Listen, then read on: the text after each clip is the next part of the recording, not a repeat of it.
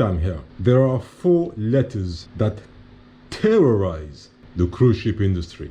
4 letters that will make a cruise line, its management, its officers, its crew members shiver in fear. And those letters are USPH.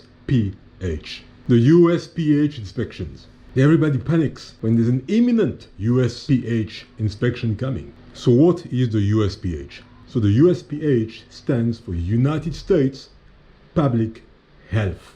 USPH inspections, United States Public Health inspections. And those inspections are done on all cruise ships with home ports in the United States. So the CDC, the Centers for Disease Control and Prevention, has a dedicated branch, which is the Vessel Sanitation Program. As part of this program, they conduct USPH inspections. And based on the results of these inspections, they will give each and every cruise ship inspected a USPH score. Those USPH inspections are completely random.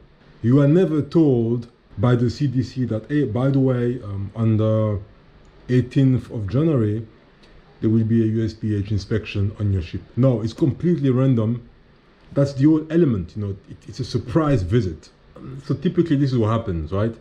So you're cruising, and the cruise is going on, and you're arriving to the end of the cruise, the last day of the cruise, you're arriving back at home port. And let's say your home port is New York. So you arrive back in New York, everything's fine. And usually the ship would arrive around 5:30-ish in the morning, docking around maybe 6 a.m, gangway out around that time. And usually around between 7 and 8, the USPH inspectors would come on board. And automatically you would hear an alert coming from the bridge. But that alert would not be, attention, attention, USPH inspectors on board, please be careful, make sure everything's clean, make sure the temperatures are alright. No, because these guys are already on board. So there'd be a code, and they'd be saying something like, and so you know that they're here. And typically, when the USPH inspectors would arrive, typically, but not always, they would start with the medical center, health. And they'd come in and start right away. They look at the medical center there. It looks clean. All right. What is that? What's that? Okay. Now imagine you're suturing somebody just 1 hour before the inspection. Some guy cut himself with a bottle at 6 o'clock in the morning, and you haven't had time to clean properly, and there's still traces of blood on the floor.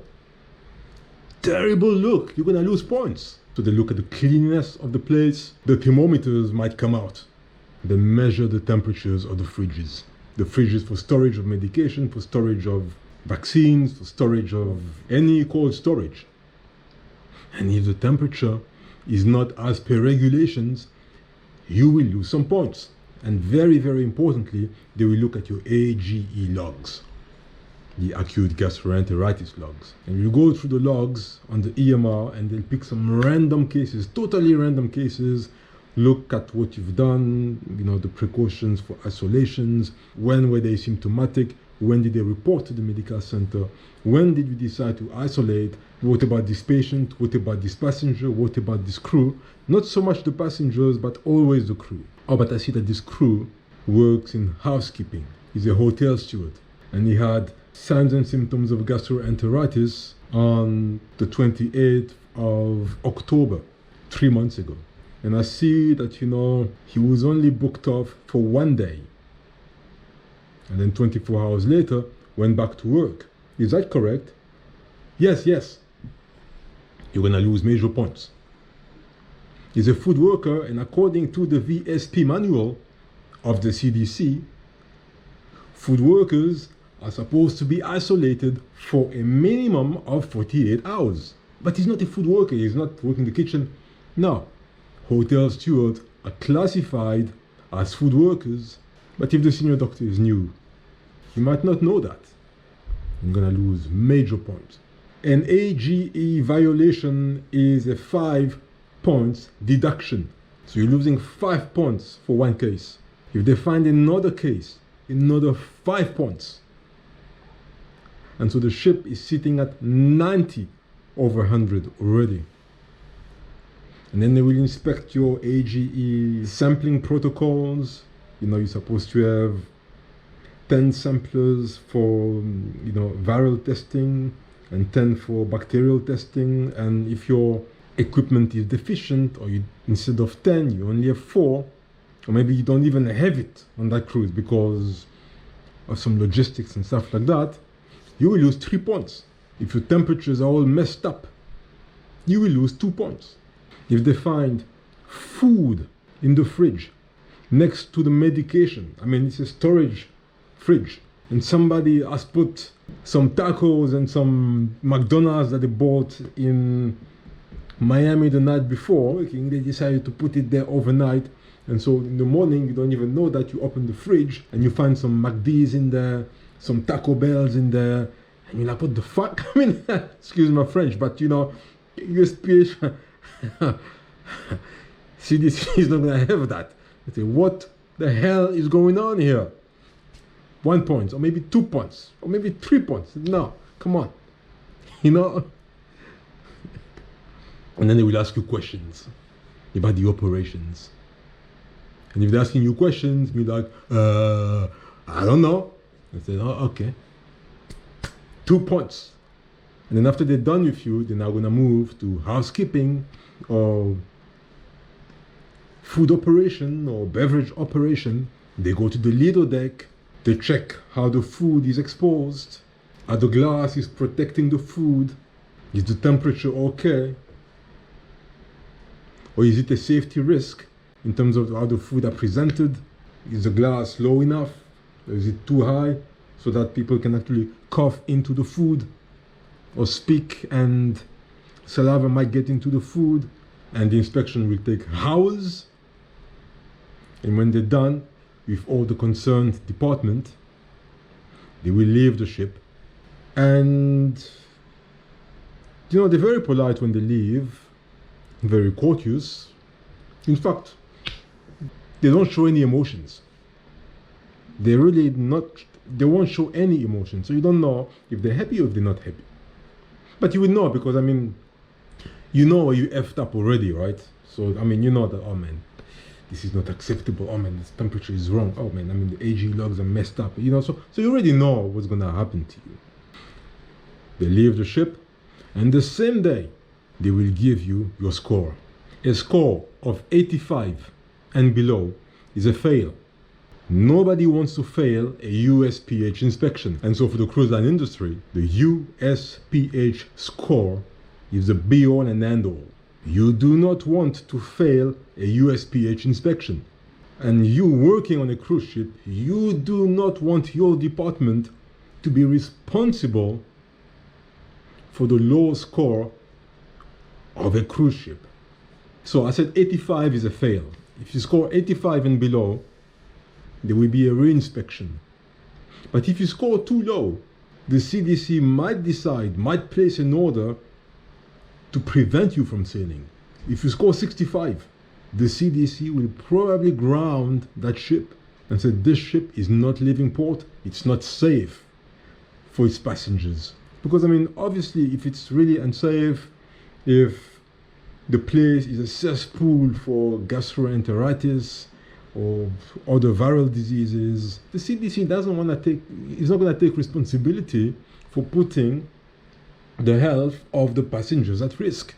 So they're not going to say, yes, you're good to sail, and then you're sailing away, and then a week later or during that cruise, there is a massive gastroenteritis outbreak.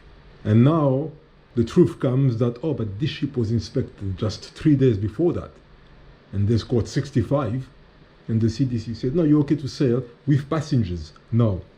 So if you score a very low score, they might decide that, we're not allowing you to sail. And if you're not allowed to sail, the cruise ship is going to be grounded, the cruise is going to be cancelled, the cruise line will have to refund thousands of passengers and pay some extras as well, compensation, because people have budgeted their time and money for this cruise, and now their plans are messed up. So it's gonna cost the cruise line a lot. Plus, now they have to stay at the port of Miami or the port of New York. It's gonna cost a lot of money. They were supposed to be there from 6 in the morning to 5 p.m. And now they have to stay overnight for another day, maybe 2 days, just to sort out things and then wait for another USPH inspection. It's gonna cost hundreds of thousands of dollars. These extra 2 days will cost hundreds of thousands of dollars that the port authority in New York or in Miami will charge the cruise line for. And so ultimately, if this disaster is due to the medical operations on board, if it turns out that yes, the ship scored 70 out of 100, but the medical operations have lost 20 points, you can be sure that both doctors will be fired. At that point, you can be sure that you, the senior doctor, you will be fired. The ship doctor might be fired as well. The lead nurse might be fired as well. It's a catastrophe. If it comes from the food and the beverage operations, you can be sure that people are going to lose their jobs there. Because like I said before, the USPH score is so important. When a ship gets 100, it's a celebration. Emails everywhere. Join us in celebrating Allure of the Seas, who scored 100 on their latest USPH inspection. Join us in celebration of the Carnival Magic that scored a perfect score of 100. It's a celebration. When you score 99, it's very good. Not quite a celebration, but very good. You lost 1 point, you know. When you score 95, it's a pass. It's good. When you scored 90, there won't be any email to congratulate you. You passed. It's decent, but yeah. You should have done better. When the ship scores 97 out of 100, it's an excellent score. By these 3 points, where did this 3-point loss come from? Oh, it came from the medical department. Turns out that there were some problems there. Everybody's happy, 97, but people will look at you on the ship as if you're sort of the pariah on board. Not quite, but you're the reason why we couldn't get a perfect score. They make it, you'll feel it for some few cruises, you know? Such is life. Cheers.